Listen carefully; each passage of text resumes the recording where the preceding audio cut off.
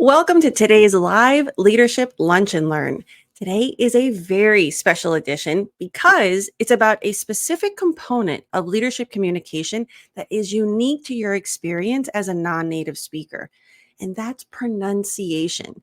This is something that a leader who's a native speaker doesn't have to worry about as much pronunciation, intonation.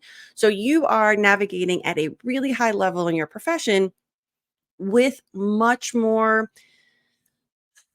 responsibility and with a much busier mental load than some of your counterparts. And so today I'm going to talk to you about some of the most difficult sounds in American English and full transparency to also introduce you to my Advanced Pronunciation Accelerator program. So if you want more in-depth training, you can always use that as a resource.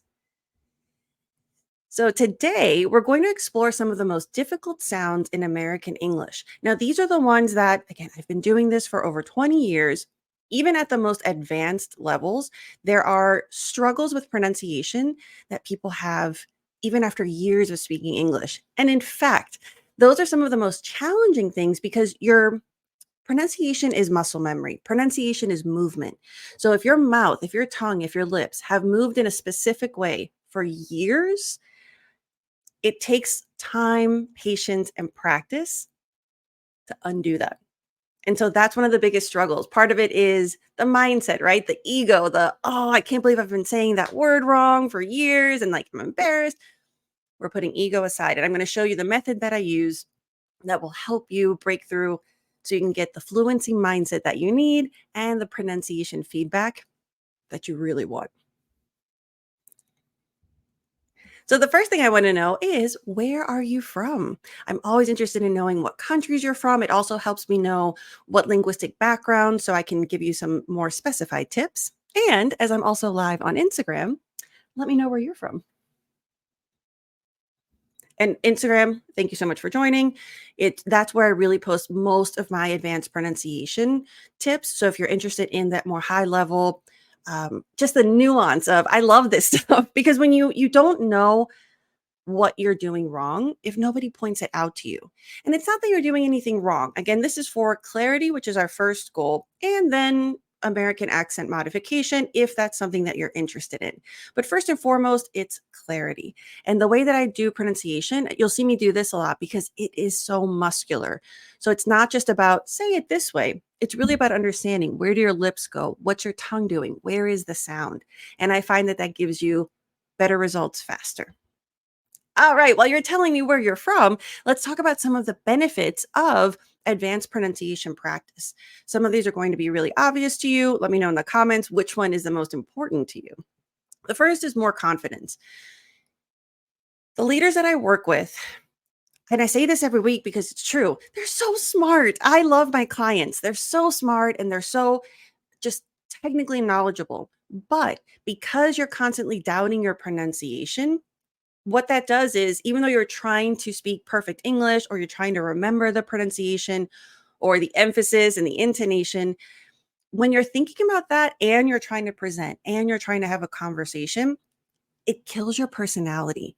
So you might be this amazing, enigmatic, charismatic person, but in English, you might feel like a more dim version of yourself. And that's because of this. So, one of the benefits of doing this kind of training and really focusing on that next level pronunciation is you'll be able to speak more confidently and, most importantly, feel more confident.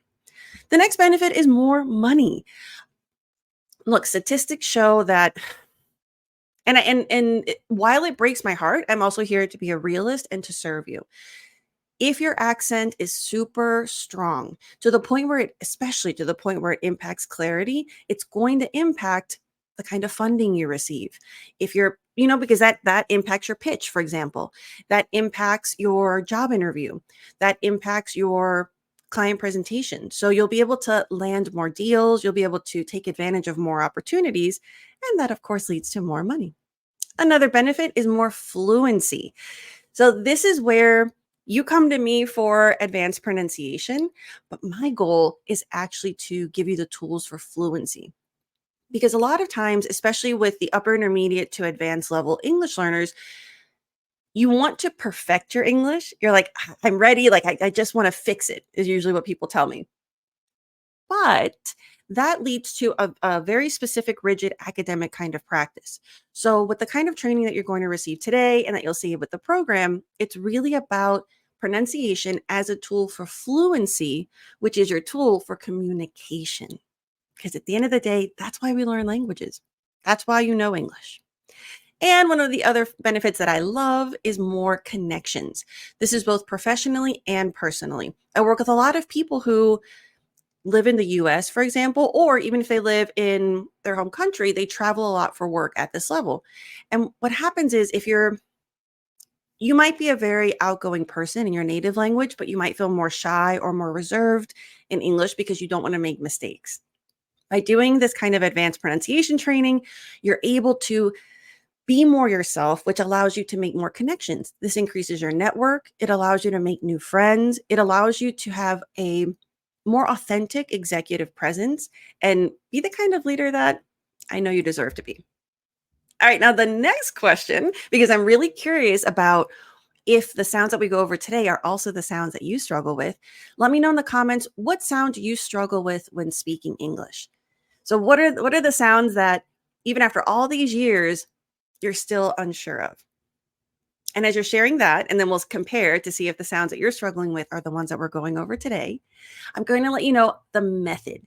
So, the way that you're going to learn with this program, and you'll see it today, is a specific proven method that I have devised from 2 decades of working in this. And not just 2 decades, because I grew up in a bilingual, bicultural household.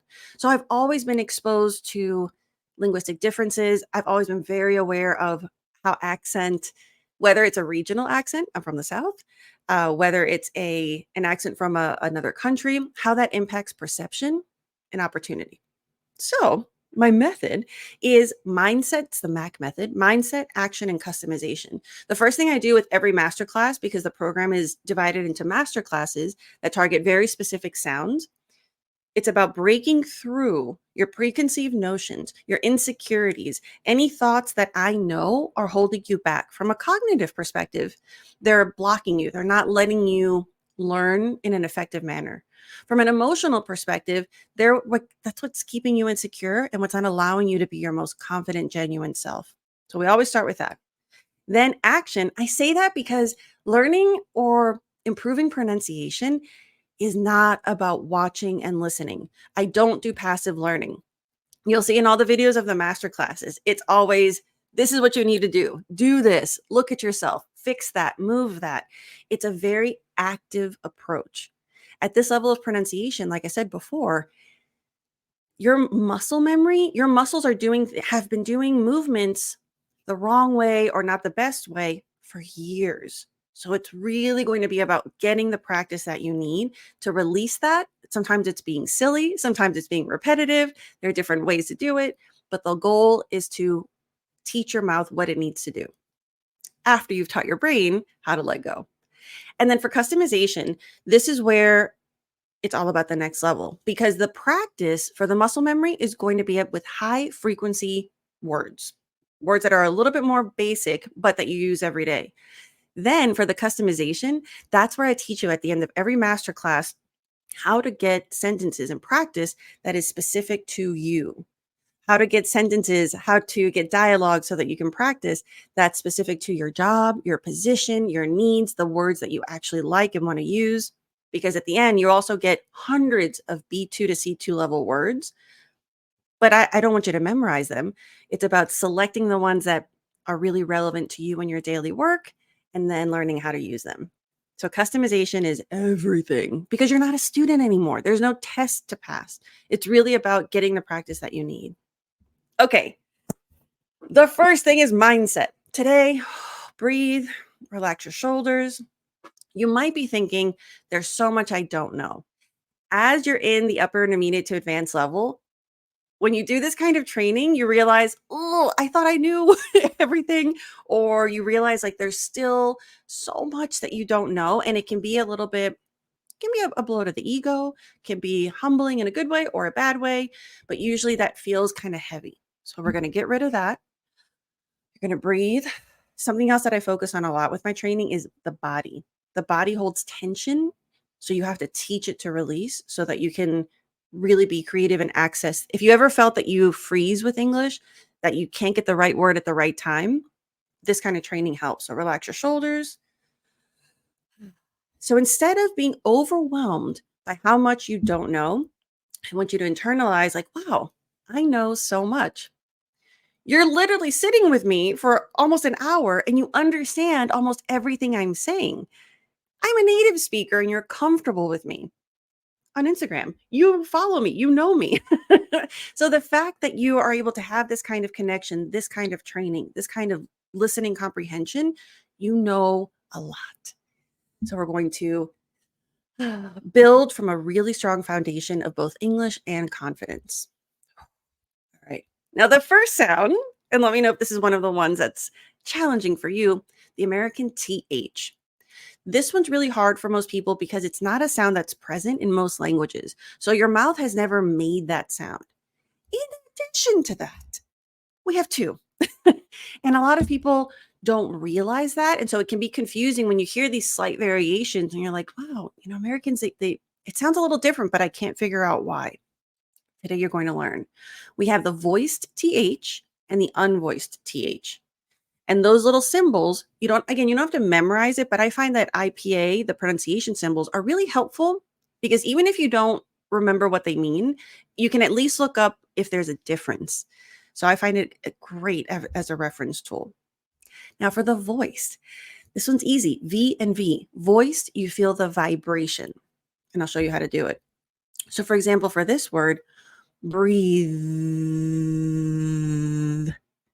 So first, it's the tongue placement. Should be the tip of your tongue. Don't go too far. That's going to sound too heavy. If you don't see your tongue, that's going to sound like a D or a heavy T. So you have to see a little bit, and then we're going to vibrate. So you kind of feel the vibration starting at the throat, and then it should, if you hold it, we're going to hold it for 3 seconds. It should almost tickle. You better be doing this. Remember, if you're just listening to me, you can't speak English better without speaking. So do it. The first word, breathe. When you're initially training for the voice TH, hold every TH for 3 seconds, and that's going to help you really be mindful about the placement. Breathe. Mother. Mother. And this goes for mother, brother, father. This. This. Good.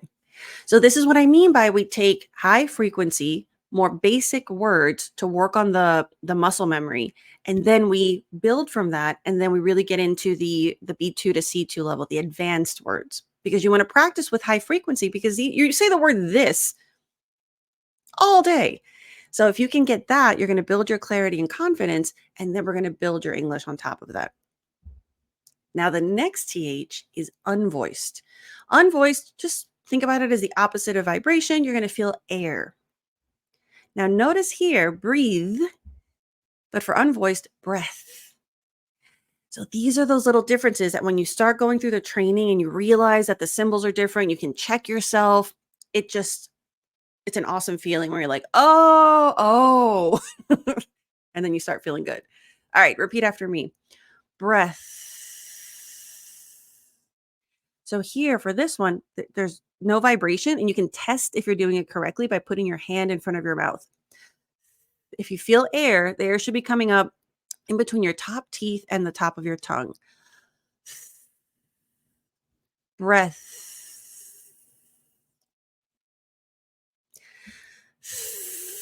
Thanks. Now, here for the training, we hold it for 3 seconds to really activate that mindful movement. When you're speaking it, you just do it quickly. Thanks. But you need to hold it because, again, you've probably been using an incorrect placement for years. You're not going to fix it overnight. It takes mindful practice. But when you do this very strategically, you'll see better results faster. Teeth. Good. Teeth. So now you know there are 2 different types. and you know how to check it. One should tickle with the vibration, and one you should be able to feel it on your hand. And this is part of my strategy of it's action and actionable. You're going to get lots of tips in every masterclass for different sounds to make sure that you can check yourself. And that's very, very powerful.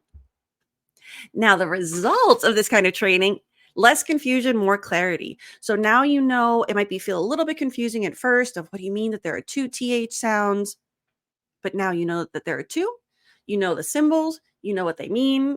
You have some examples of high frequency words that will be helpful for you, and you know how to check yourself.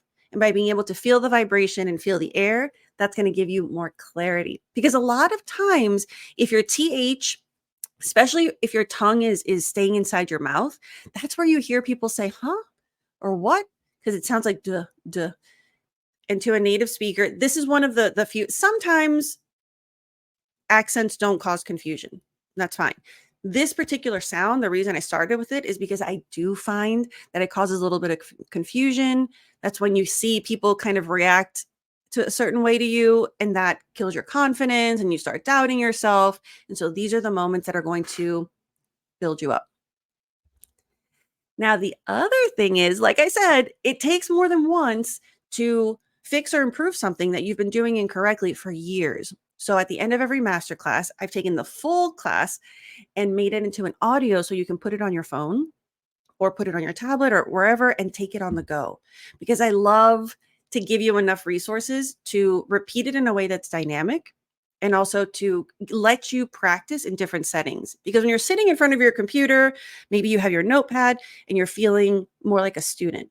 But when you're walking around the park, walking around the neighborhood, feeling it, listening to it, saying it, it gives you a different mindset and it allows you, I find it to be a more holistic approach because then you don't associate English with like your desk. You associate speaking and English with anywhere. So I find that this is really powerful. Now, the next sound that is very tricky is the R, the American R. Now, the reason is most people, the for a lot of languages, the R is further up, or in French, it's fully in your throat. So this particular tongue movement can be very challenging. So you need to really be mindful of where your tongue is in the space. So I'm going to teach you. And I love this picture. Also, when I looked up stock photography of people with tongues out, it was just weird. So the dog won. Now for the tongue, if you're saying words like red, red, if your tongue is up in the front, for example, great, great, that's going to sound accented. This is one of the things that I don't find it causes confusion, but I do find that it kind of hurts confidence and ego. So these are one of the things that there's so many R's in American English that it really elevates your accent if that's your goal to have that American R. So again, you're going to look at your mouth and let's take a word like great, great. You're going to push it back. Grrr. So what you want to practice is, and you can take really anything. You can take a stick, you can take a spoon, not like this part, but the handle, and you can push your tongue back because your tongue, you want to curl it. It's kind of curled and hanging out in the middle of your mouth. So if when you're practicing the words, if you feel your tongue up here, that's how you can think, okay, this is the accented R. Sometimes I like to pretend, especially if you have kids and you're reading a story or like imitating an animal, you're like, "Arr," like a tiger or a lion, like, "Grr." So that's where I say being silly sometimes helps. You find moments where your tongue has done that movement and then you go from there. So pretend like you're a lion. Grr, grr, grr, great. And in the master classes, I actually show you physically, you can take a toothpick, how to push your tongue, how to make sure that you train your mouth so it feels comfortable because it is going to feel weird at first. And that's okay. It's a new muscle. It's a new muscle movement. It gets better. Now let's practice some words here. R. So here it sounds like almost like a pirate movie, right? Like R. So if you're saying ar, or R, if it's in your throat or in the tip of the mouth, we're going to pull it back. R. Or. Now I want it to feel weird at first, and then we're going to make it more natural. So exaggerate it. R. Notice my tongue curling. R. R, R, R. Good. Her. This is also really good, especially if you tend to like French, love you, but you tend to not really make the H sound. So this is going to help you emphasize that. So the way that I do the training is it's never a singular sound. The sound is the focus, but we improve so much through that. So you really get more bang for your buck. Her. So you should feel the H. Her, her. Also for Italians, we want to like really, if you're from a culture where the H's are soft or you don't really pronounce them, it's harder. Her. So here your lips are out, the air is out, the tongue is back. Her. And now red. So here, and notice if I do the red, look at my lips. They're open, red. So here, part of the R sound is also the lips. So when you make this sound closer here and you include that with the tongue, it's harder to revert back to your native R and it creates a more authentic R sound, American. Red. So if you're feeling yourself, if it's up here, pull it back, visualize your tongue. Or if you want like the muscle practice, let's say it's the mouth gym, which is what I call sometimes my master classes, you're going to take the tip of your tongue and you're going to touch the top of your mouth and bring it back. Uh, uh, uh, uh, and you're going to curl it. So sometimes if you're really struggling with, I don't know what the heck my tongue is doing in my mouth, but it doesn't sound like that, you're going to physically guide it. So I show you some other things in the master class, but for now you can just take and go the back, touch the top of your mouth so you physically guide it until it curls. And then bring it and let it loose. Red. Good. And notice here there are different placements. The R in the middle of the word, the R at the end, the R at the beginning. So then you start finding out where it's easier to make the American R so you feel success. And then you start realizing like, oh, when the R is at the beginning of words, that's where it's a little more challenging and you can focus your practice and tailor it. Good. Now, as you saw there, again, basic high frequency words. But this is an advanced pronunciation program. So one of the bonuses that I have for you is one of my favorite things, virtual flashcards. And I absolutely love these because, let me show you the bigger screen. This is where I made a list of B2 to C2 level words that I actually like. So they're not just completely random list or something that would be good for a TOEFL test, for example, or Cambridge exam. Those are wonderful tests, but they don't always give you the most relevant words. So I want to make sure that they're words that you can actually use. So here you're going to get your flashcards that look like this. So on one side, it's going to be the B2 to C2 level word, and I tailor it to the lesson. So all the words in this flashcard set, for example, they all have R's. So you're practicing the muscle, and then you can study these 5 minutes every day. I love the app, so you can do it on your phone. And you've done the muscular practice, and then we're incorporating that high level English. And this is where you actually get usable pronunciation practice. So, for example, arbitrary. Then on the other side, because it's not about memorization, what I have here, I included the definition, but I include 3 sentences for each word.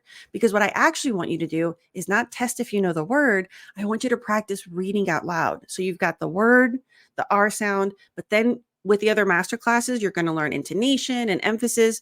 And you're going to be able to say those sentences, read them out loud, because pronunciation is not about individual words. You're not at this level for that. And in leadership positions, especially, you need to be able to express yourself in a way that's a little more elevated.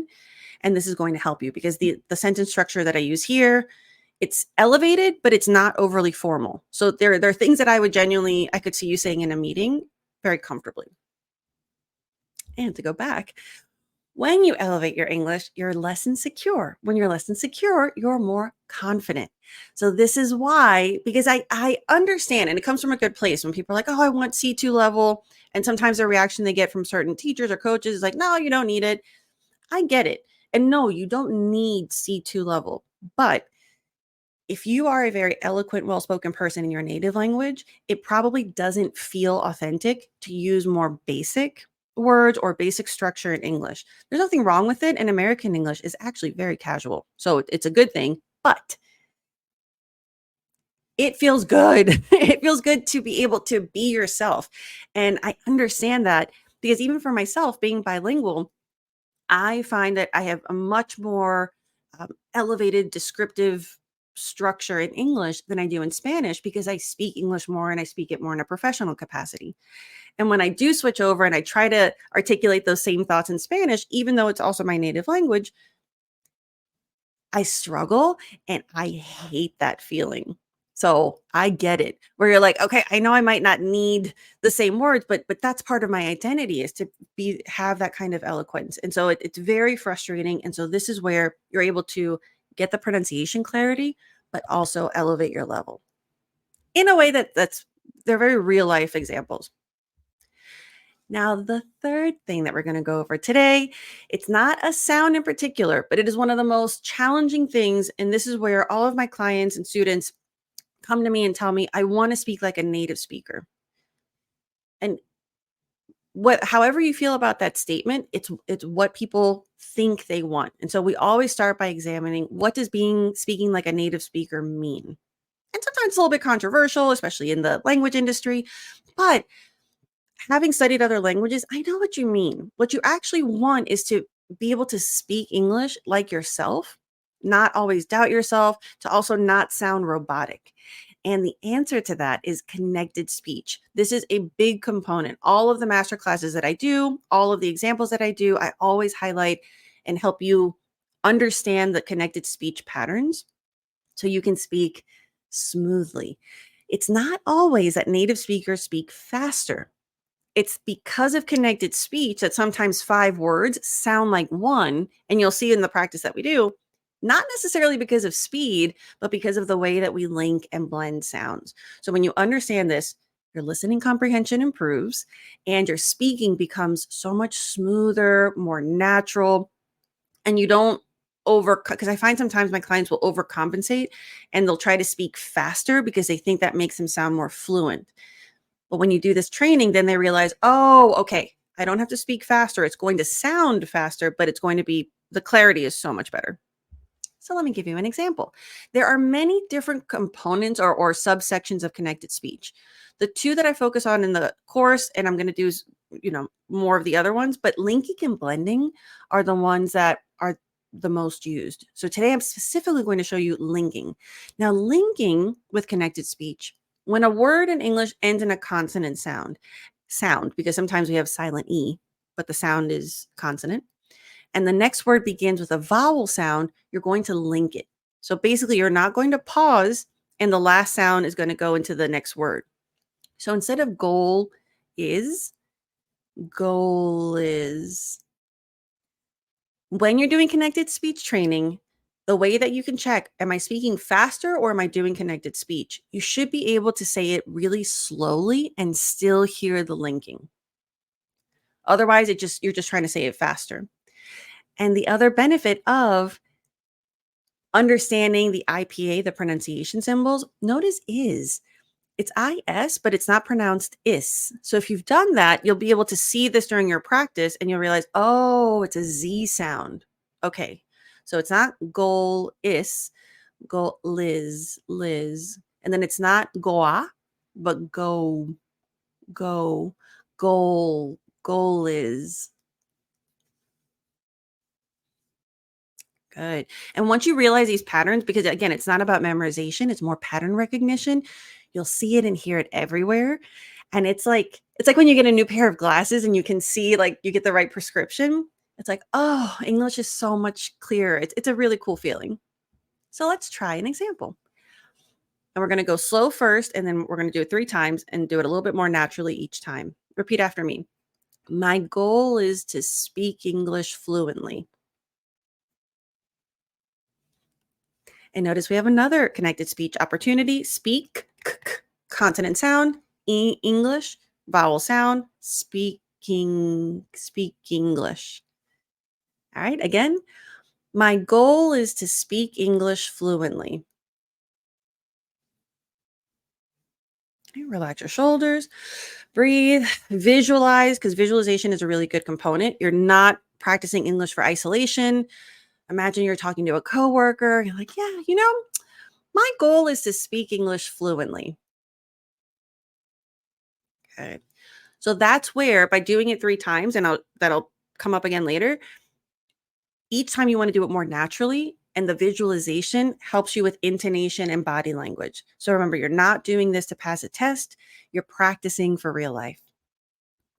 Now, at the end of everything, as I've shown you before, one of the biggest components of the master classes that I love for you and what really differentiates it and helps you take it to the next level, and it's a way that you get the kind of training that I do with my one-on-one clients, but obviously I can't have one-on-one with everyone, but this allows you to get that kind of tailored, bespoke kind of resource. So what you'll see at the end of every section, and let me make this bigger here, is I'll show you how to use ChatGPT to optimize your practice. And so at the end of every masterclass, I have a specific template, and they're each different because I really want you to understand how to optimize your prompts, which is what you ask ChatGPT. I have a template for you, and then I have the result for that one, and I show you how you can modify it to insert your particular career or job or situation. So for example, this one, let's say during when you're looking at your virtual flashcards of the advanced vocabulary, you realize, oh, I really like the word nebulous. I feel like that kind of fits what I want to talk about. So you can take this prompt, copy and paste it, and put it in ChatGPT. You can then modify it because that's the customization. You can change the word that you want. You can change the industry if you work in a different industry. So here, creating 15 sentences using nebulous for discussing the economy in a pharmaceutical industry meeting, blending professional and conversational advanced English. So every prompt, some of them are really long and some of them are concise because they're meant to get you the most specific practice. So then you have resources and you're able to, if you're working in the pharmaceutical industry and you know you're going to talk about the economy, you'll be able to participate more. You'll feel more confident about it. It's so good. The way that we can use technology for language advancement is amazing. And as a language acquisition nerd and a linguistics nerd, I love sharing this kind of stuff with you.